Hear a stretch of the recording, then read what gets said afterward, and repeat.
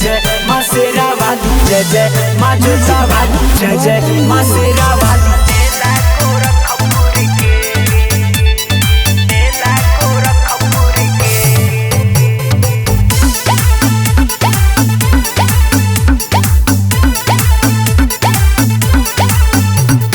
चढ़ल बा कुंवार सजल पंडाल, हमके घुमा दो जे जमाई दरबार। अरे जीजा सुनी ना, चढ़ल बा कुंवार सजल पंडाल, हमके घुमा दो जे जमाई दरबार। माई तोर कुलही के कहला ना दर्शन छोड़ झमेला दूर के, आव बुलेट पे बैठा सो घुमा दिशाली मेला गोरखपुर के।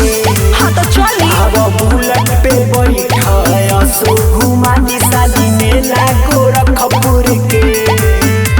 हाँ तो चली जल्दी से।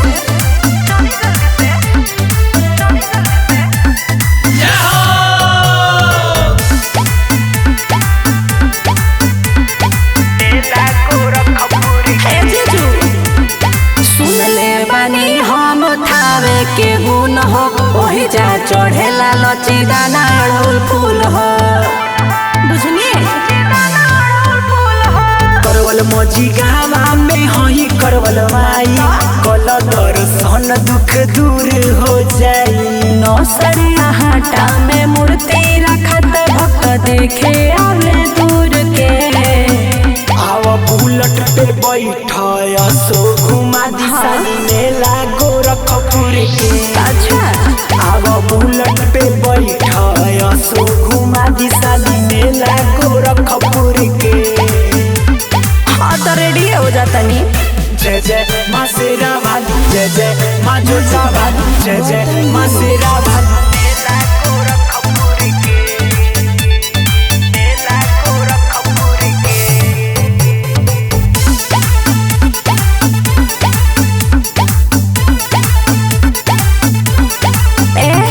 सखी सब संगही में हर साल जाली, गुल घर में काली माई रोजे पूजाली।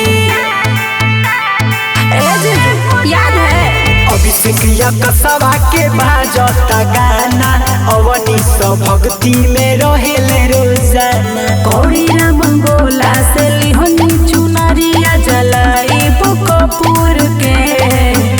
आव बुलेट पे बैठा सो घुमा दिशाली मेला गोरखपुर के। आव बुलेट पे बैठा सो घुमा दिशाली मेला गोरखपुर के। ठीक है, बट दीदी को भी साथ में ले लीजिए।